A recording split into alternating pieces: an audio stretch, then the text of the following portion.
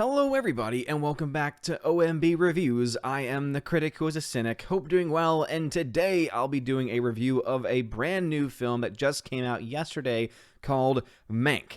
Mank deals with the story of specifically Herman Mankiewicz, who was the screenwriter for a little film maybe some people have never heard of, called Citizen Kane, and it deals with his own history of writing the actual story, filled with flashbacks of his past in the 1930s, taking you through the glitz and glam of Hollywood, but also the behind-the-scenes hard politics of the age and just how people were, and it's a very interesting and compelling story. And to be honest, the only bad thing I have to say about this specific movie is that it was on Netflix. Really, honestly, that's the worst thing I have to say about this movie, is that the only way that you can access it right now, other than, of course, Sailing the High Seas, would be to watch it on Netflix. And so let me just go ahead and start off by saying that this film has probably one of the best cast, and if not just the best cast, it was the best directed cast, because there's some names on here that some people might say, I don't really know how I feel about them as an actor, but let me just say that I think David Fincher especially is really able to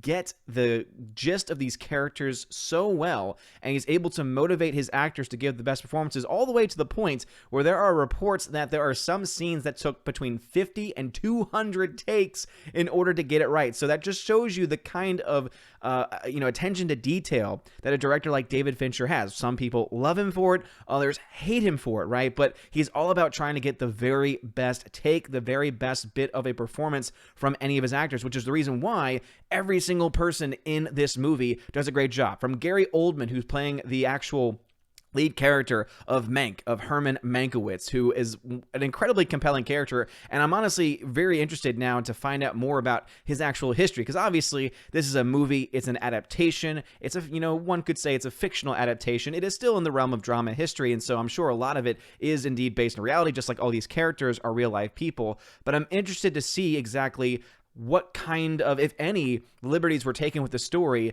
and what those liberties might have been, because there's obviously certain characters here like Mankiewicz who is definitely more so seen as the hero of the story, but even he is an imperfect hero, right? He's not the one that's, great all the time. He obviously is a character that struggles with alcoholism.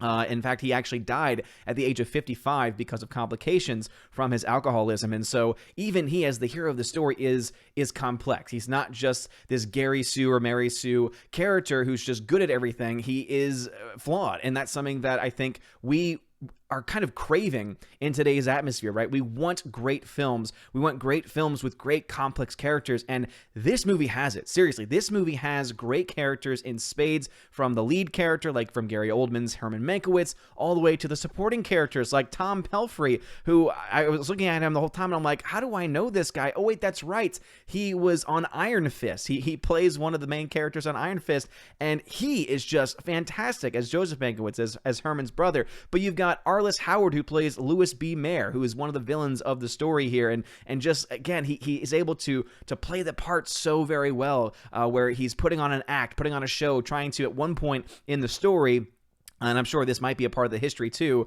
where he asks for all the people working for him at MGM to essentially take a pay cut, a 50% pay cut, and he's saying it's because it's the only way that they're going to get by, and he puts on this act in the show, and he cries, and then as soon as he gets out of the room, he's like, hey, did that work? How did that look? And oh man, it's like you just hate him because of that reason. Then of course you've got another villainous character is Charles Dance, who plays William Randolph Hearst so subtly, where it's not even this like over the top villainous character, right? He's very quiet. He sits back. There's one scene which apparently it's known as the drunk scene, which I think took between like 100 and 200 takes, specifically from Gary Oldman, where he just goes up on this rant, on this tangent, going through essentially the story, saying, let's do a modern day version of again, I'm just coming out of watching this movie, and so if a couple of things it takes me a second to get through. But anyway, a modern-day retelling of Don Quixote, right? Like a modern-day telling of the story and going through all of it, and you realize that not only is he doing Don Quixote story and kind of obviously using all of these characters like William Randolph Hearst and Louis B. Mayer in the story, but it's also setting up in a lot of ways as to what leads him to eventually write the story and the screenplay for Citizen Kane, because a lot of people obviously looked at Citizen Kane as being a direct story about William Randolph Hearst. It was no secret in Hollywood that the movie was just like, was mainly about him. Like, it was almost supposed to be this biographical story of him, and really kind of tearing him apart in a lot of ways, even though it also kind of adds a sense of sympathy, because you're like, wow, this guy has been so hollow. He's been looking for love, and he's been holding on to these things, and he's never been able to get it. And so he just goes off and does all these terrible things and tries to use money basically to get his way. But Charles Dance plays this incredible role in a very understated way. You got Amanda Seyfried, who I've never really been a huge fan of as an actress. Obviously, to me, to date, I look back at her role in Mean Girls as the best work that she's done until now.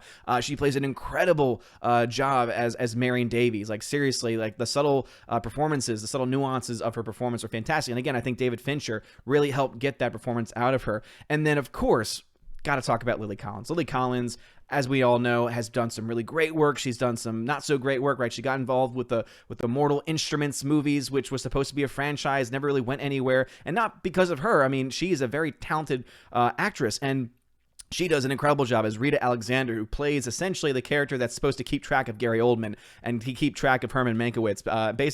Herman Mankiewicz gets into an accident where he's bedbound, but he's already made a deal to work on a movie with Orson Welles. And that's the other great part of this whole thing, is that it shows you how Orson Welles was kind of fighting the system at the time, right? He was known as the young guy who was outside of Hollywood trying to make a film. Ended up being one of the greatest films of all time, but also about how even he was imperfect, about even he was trying to essentially get credit for a movie that was totally written by Herman Mankiewicz. And obviously, I'm sure historians have debated this very topic, and I'm sure there's different takes on that specific issue. But even then, you just have this story play out in front of you. And I'm going to be honest, I think Mank might very well be the best movie of 2020. And I say that in all seriousness. In a year like this, when we've had just so many films pushed back, when so many movies have just had their knees, basically their legs cut from underneath them, having a movie like this as an old school film. And again, I love this poster right here, basically where you see, you have the you have the snow globe, which is very reminiscent, of course, of the very beginnings of Citizen Kane. And here you have Mankiewicz in the middle, writing with the pages flying in the air. Brilliant. You have a film here, though, that is just a good old school film where it's got great writing. It's got incredible cinematography. This whole film is in black and white. And the only sad thing I am about the cinematography is that they did use digital cameras. I really would have loved for them to have somehow been able to find a way to shoot this on actual 35 to 70 millimeter print, because I think it could have added another layer to it. But there's interesting things they do between transitions. Not only do they have a little typing that happens on screen, as in a screenplay, which I thought was a very nice touch to go between the transitions, because there's the main story of him writing Citizen Kane, and then it constantly goes back as flashbacks during his time in the 1930s and his time in Hollywood and his interactions with William Randolph Hearst and his interactions with Louis B. Mayer and MGM and all these different groups. And so that back and forth works really well. But what they do in the transitions is they essentially make it look like a film reel, where you start to see imperfections. You start to see the little burn marks and the little pieces of hair that you typically would see in a movie print. And so they are able to kind of pay homage to that with the black and white especially, but also with these transitions. What is really cool, though, is that this film was recorded with a mono soundtrack. And that's something that you can tell right away. As soon as you listen to it, you're like, wait a minute, this sounds unique. This sounds different. And the reason why is because they recorded it in mono, which is what most films back during that time, during the 30s and 40s, would have been filmed in. And it makes it have this life to it. It makes it have this unique quality that I think, again, is missing in Hollywood today, especially. And I'm sure this is a film that's going to have some people loving it, some people hating it. But I think one of my also, I keep on saying my favorite parts, because seriously, this is my favorite movie of the year, and this might be one of my favorite movies of the last several years. I fully intend, after doing more research on the history to see just how close it got, I got to consult my my movie historian, Tina, of course, who I literally the whole time I was watching it, I'm like, you have to see this movie. I know you hate Netflix. I know you don't have it. We got to find a way to get you this movie, because I would love to hear her take on what she thinks of the history and what they get right, what they don't get right, the dramatizations of the characters. Is Louis B. Mayer really this much of a, I guess you say, a villainous character? But one of the other really cool parts, story-wise, that the film does is that it shows you how in bed Hollywood, even in the 1930s, was with politics, to the point of essentially Hollywood making propaganda, where essentially they basically hired actors to do these interviews talking about this governor's race happening in California during the 1930s. I believe it was the 1936 race. And how they used actors essentially to say things about the alternate candidate, to try and say that the Democrat was a socialist and a communist and all these things, and basically how this newsreel, this fake newsreel, basically had a huge impact on that race, presumably had an impact on that race. Now, whether or not it did or not, I think is obviously up to interpretation, but it was mostly to point that there was this kind of in bed of Hollywood elitist with the government and with specific political parties. And it's amazing how that is still so true today, how in that time it was the Republicans that we saw really in bed with Hollywood, and now it's Democrats that are more so in bed with Hollywood. I mean, just this past election, what did we see on Twitter and on social media? We saw these actors putting out videos, putting out campaign ads, right? And so this movie, I think, is so relevant because it shows those connections and how they've existed for a long time, and just how even more so they exist now, even outside of the typical Hollywood system. So seriously, shout out and huge kudos to David Fincher, directed this thing to hell and back again. Seriously, so well done. Fantastic direction, fantastic acting. The cinematography was beautiful, black and white. Again, if it had just been on film, it could have just been a little bit more authentic, but still they made it look pristine and just great. The sound design, dear Lord, I didn't even talk about that. So you have, I'm trying to say Trent Reznor and Atticus. Oh man, I hate when I'm blanking out on these things. But anyway, just going over a couple more, let's see, any other major characters here that I'm missing. Not that I can see, but oh man, where is it? Where can I find, it says overview, casting crew. Here we go. And again, I'm sure everyone's like, I can't believe you don't know their names. So anyway, camera, Eric Messerschmidt, director of photography. Seriously, fantastic work, fantastic job. Kirk Baxter, incredible editing. The pacing of the film was fantastic. Here it is right here. Atticus Ross and Trent Reznor. They have done great scores in the past, but what's great about this, they only used instruments that were of the time period that the film took place. And so not only did that also add to that sense of authenticity, but it also just gave the movie this life of its own. Really, it just, honestly, this film, I can't play it up enough. And again, I'm very sorry if I'm playing it up too much.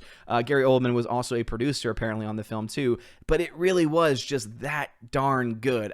And I want to watch it again. As I said, I want to watch this film. I want to buy this film on 4K already. I want to get the behind the scenes to see the process, especially all the many takes that they likely had to do to get all these performances the way they were. Jack Fincher, as the writer of this movie, I believe it was, I guess that's David Fincher's brother, perhaps. Let me try and see. Writing, oh man, this is his one writing credit. I think that's interesting. How just like with almost Mankiewicz, it's like, Herman Mankiewicz, the only film he's really known for. I mean, he had been working on other films too, but the main one he's known for is indeed Citizen Kane. And oh man, the correlations there are fantastic. Anyway, so if I had to give this movie a grade, I'm gonna give this film, I'm gonna give it an A+.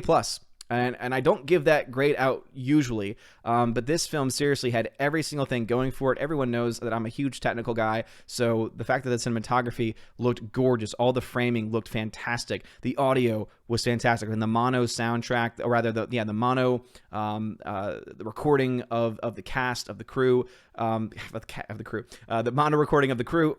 Did it again! The mono recording of the cast and the amazing score using those authentic instruments, all were just fantastic, all within this nice package. And as I said, the only downside is that it is on Netflix. So let me ask you, what did you think of the film if you have seen it? Again, I know a lot of people that watch my channel are not fans of Netflix, and hey, totally understand that and totally respect that, but let me know your thoughts and what you think of this film if you have seen it. And I recommend finding a way to watch it if you can. If you can wait a little bit to buy it on Blu-ray or DVD or 4K, or to rent it from another service, if you would rather do that, feel free to do so. But man, oh man, this film blew me away. Seriously, it is a return to more of the old school Hollywood type mindset where it's just good.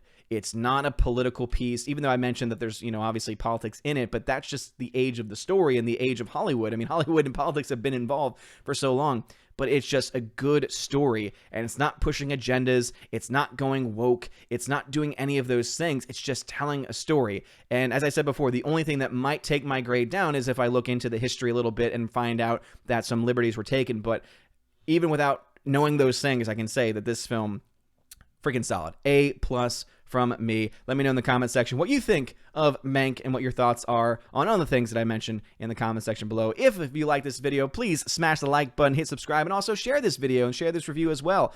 Typically speaking, movie reviews don't tend to do nearly as well, at least for my channel, but that's okay because I like talking movies. Again, this is now OMB Reviews, and it's fantastic. And actually, there's a connection to be made here with a video that I think I might try and make, if I have time, of course, for the other channel, the OMB Report, which I'm going to plug once again. I do have a second channel now called the OMB Report, where I specifically talk about news and politics, but there's one story that's interesting because it talks about how another film that's on Netflix might actually just get completely washed out this year because it doesn't play into the political games. I think Mank might be the same way. I think the liberal elitists in Hollywood are not going to really flock to this movie as much because it doesn't really take a political stance. It is not a woke film, and it's sad that great films like Mank will get undercut by really poor films or films that are just completely agenda driven, when in all honesty, this, as I said, is the best film of this year and maybe of even the last several years. Seriously, that's how much I enjoy this movie. But anyway, that's enough for me. Have a wonderful day, everyone, and as always, God bless. And now for a huge shout out to all of my December Patreon and Subscribe Star members, starting off with Patreon, Albertus Magnus, Andrew Hoyle, Animation Commentator, Brian P., Dion, Divex, Enrique Evangelista, Father Christopher Miller, hail to you, Father, Father Damian Cook, Garrett Searles, Harold Francis, The Hunky Chunky Funky Monkey, Inflamed Wood, It's a Trap Productions, Jason Clark, Jacob Juice, Jay, Jeffrey Toone, Jonathan Carney, Kenneth Camille, Laura Story, Mad Mitch Dunaway, Mike Jackson, Mr. Peabody and his evil twin with the beautiful hair, On to June, Orange Hat Reviews, Out of Step with Reality, Outpost Dyer, Riff Magos, Rosetta Allen, Steve Glasker, Miss Martin Muses, also known as Teresa Martin, Theodore Bendon, Tina Bogend, Tina B, and the Modern Major General, Laura Story. Gotta give you that shout out for that one time that you were doubled up. Thank you very much for being my Patreon members. And now a huge shout out to all of my December Subscribe Star members we have over there with Stand For, Perpetual Punster, Robert Revo, Mr. Roy, Glinzer, Darkstar 57, J. Alex McCarthy Jr., US 888209 Fast, Dean Heiss, J-Rod the Beer Guru, Nevadan G. Adams, and ZK Man. Thank you all so much for being my Patreon and Subscribe Star members. If you want your name shouted out at the end of every video and live stream on the main channel, please consider joining over on those platforms. You can also get access to things like exclusive giveaways of 4Ks, Blu-rays. If you want a DVD, I guess you could also get a DVD as well, digital codes, and of course, you get to possibly join me on the channel once a month for the Chosen of Valhalla live stream and access to an exclusive podcast featuring John the Flick Pick Flickinger, where we have a lot of fun talking about movies and tons of other random things. Anyway, if you want to support these things, check out the links in the description of this video. And also, please consider joining my other channel, the OMB Report, where I talk about not just movies like I do over here, but I focus more so on politics, news, and culture in that order. You guys are all amazing. Thank you for your love and support. Have a wonderful day. And as always, God bless.